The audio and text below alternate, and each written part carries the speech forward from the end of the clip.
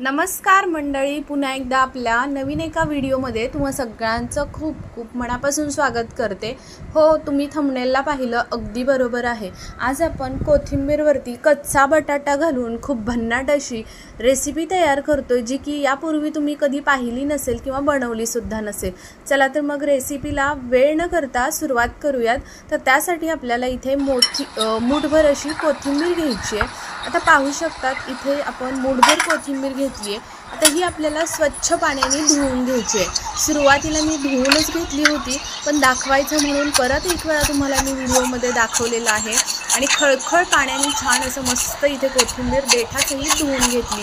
त्याच्यानंतर ही कोथिंबीर पूर्ण पाणी निथळून घ्यायचं आणि आपल्याला इथे पूर्ण अशी अगदी बारीक चिरून घ्यायची आहे। आता ही घेतलेली कोथिंबीर बारीक चिरून आपल्याला एका ताटामध्ये काढून साईडला ठेवून द्यायची आहे। तर पहा, छान अगदी बारीक चिरून घेतलेली आहे आणि फ्रेश कोथिंबीर असावी। दिसायला सुद्धा पदार्थ खूप सुंदर आणि मस्त दिसतो, तितकाच चविष्ट लागतो। तर पहा, आता परत एक मोठा बाउल घेतलाय, त्याच्यामध्ये पाणी घेतलेलं आहे आणि बटाटा एक घेतलाय, स्वच्छ धुवून घेतलाय। बटाटा सुरुवातीला आपल्याला स्वच्छ धुवून घ्यायचा आहे, माती वगैरे असते। नंतर याच पाण्यामध्ये आपल्याला बटाटा ठेवून द्यायचा आहे, जेणेकरून बटाटा आपला काळा पडणार नाही। नंतर एक छोटीशी किसणी घ्यायची आणि त्याच्यावरती या पद्धतीनं बटाटा किसून घ्यायचा आहे। व्हिडिओत दाखवते पहा। बटाटा किसत असताना सुरुवातीला जेव्हा आपण बटाटा किसताना पुढे घेऊन जातो, तर परत हात उचलून दुसऱ्या वेळी तो पुढेच घेऊन जायचा आहे खेचत। तर अशा पद्धतीनं बनवलं की अगदी लांब असे धागे पडतात। तर साईडला पाण्यामध्येच ठेवून दिले। हा पुढच्या मिक्सरच्या भांड्यामध्ये आपण एक छोटंसं वाटण बनवतो। त्याच्यामध्ये 6 मिरच्या घेतलेत, बारीक कट करून घातल्या, लसूण पाकळ्या 5 ते 6 घातल्या आणि सोबतच लगेच त्याच्यामध्ये जिरे घालून छोटंसं वाटण बनवून घेतलं। आता हे साईडला ठेवून दिलं। कढई गॅसवरती ठेवली, लगेच त्याच्यामध्ये तेल घातलं 2 चमचे।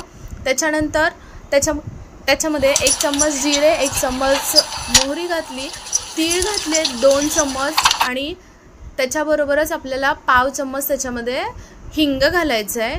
तर हे घातल्यानंतर छान परतवून घेतलं, मस्त असं खमंग फोडणी बसली आहे। आता लगेचच आपण जे वाटण बनवून घेतलं होतं हिरव्या मिरचीचं, तर ते त्याच्यावरती घालून घ्यायचं आणि छान मिक्स करून घ्यायचं। आलं लसूण किंवा आलं आणि मिरचीचा जो कच्चापणा आहे तो पूर्णपणे दूर झाला पाहिजे, तोपर्यंत परतवून घ्यायचं। छान परतलं की गॅसची फ्लेम आपल्याला लोच ठेवायची आहे। लगेच त्याच्यामध्ये हळद पावडर घालायची 1 चम्मच। नंतर छान मिक्स करून घ्यायचं। परत त्याच्यावरती पूर्णपणे पाणी पिळून काढून जो बटाटा आपण घेतलेला आहे, तो पाणी पूर्ण पिळून अजिबात पाण्याचा अंश राहिला नाही पाहिजे। लगेच बटाटा किसलेला घालून घ्यायचा। अर्धा चम्मच आपल्याला ओवा घालायचा, हातावरती चोळून स्वाद खूप छान येतो आणि चवसुद्धा भन्नाट लागते। लगेच त्याच्यामध्ये छान मिक्स करून घेतलं की आपल्याला भरपूर सारी कोथिंबीर चिरून घेतली होती, ती घालून घ्यायची, छान मिक्स करून घ्यायचं। पहा, इथे आपण गॅसची फ्लेम अजिबात वाढवलेली नाही, गॅसची फ्लेम लो ठेवूनच आपल्याला हे सर्व प्रोसेस करायची आहे। तर पहा, लगेच बटाटा खाली चिटकू शकतो किंवा मग कोथिंबीर आणि हे बटाटा असल्यामुळे चिकटलं की मग आपल्याला बघा त्याचा खाताना वास येऊ शकतो करपट असा, म्हणून आपल्याला गॅसची फ्लेम लोच ठेवायची आहे। तर पाहू शकतात इथे आपण लगेच याच्यावरती पाणी घालून घेतलेलं आहे। छान मिक्स करून घेतल्यानंतर 1.5 ग्लास इतकं पाणी घालून घेतलं आहे मी। छान पाण्याला उकळी काढून घ्यायची। पाण्याला उकळी यायच्या सुरुवातीला आपण पाणी घालून घेतल्या चवीनुसार मीठ घालायचं, छान उकळी काढून घ्यायची। पाण्याला उकळी यायला लागली की लगेच आपल्याला त्याच्यामध्ये पौष्टिक अशी पिठं घालायची, जी की आपण घरामध्ये रोज वापरतो। तर सुरुवातीला इथे बेसन पीठ 3 चम्मच घातलेलं आहे, पोहाचे खाण्याचे नाश्ता खाण्याचे जो चम्मच असतो त्याच्यानी।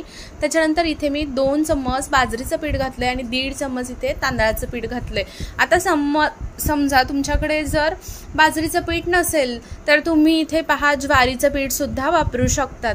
तर अशा पद्धतीने आपल्याला हे पिठं घातल्यानंतर शेवटपर्यंत गॅसची फ्लेम ही आपल्याला लोच ठेवायची आहे आणि आपल्याला छान असं गाठी न होता छान मिक्स करून घ्यायचं आहे। मिक्स करत असताना तुम्ही चम्मचने करू शकता किंवा मग विस्करसुद्धा घेऊ शकता आणि विस्कर घेऊन छान मिक्स करून घेतलं तरीही याच्यामध्ये गाठी गुठळ्या होत नाहीत। आता परत मला थोडंसं पीठ असं लूज जाणवत होतं, म्हणून मी त्याच्यामध्ये परत अर्धा चम्मच इतकं तांदळाचं पीठ घालून घेतलं। शक्यतो करून पीठ लूज झालं तर तांदळाचं पीठच घाला, त्याच्यामुळे छान अशी ही पदार्थ जो बनतोय तो अगदी क्रिस्पी बनतो। यापूर्वी कधीच तुम्ही पाहिला नसेल एवढा भन्नाट पदार्थ बनतो। लगेच छान मिक्स करून घ्यायचं। दाटसर मिश्रण तयार झालं की गाठी अजिबात ठेवायच्या नाहीत आणि लगेच आपल्याला झाकण ठेवून त्याच्यावरती एक छोटीशी 5 मिनिटाची लहान लो फ्लेमवरतीच वाफ काढून घ्यायची आहे। झाकून ठेवलं तोपर्यंत एक ताट तयार करून घेऊया। ताटाला छान तेल लावलं, वरतून एक चम्मच त्याच्यावरती पांढरे तीळ घालून घेतले। आता पाहू शकतात अगदी छान असं दाट झालेलं आहे पीठ आणि मस्त तयार झालं आहे। आता पहा आपल्याला गॅसची फ्लेम बंद करायची आहे आणि लगेचच हे सर्व मिश्रण या ताटावरती आपल्याला काढून घ्यायचं आहे।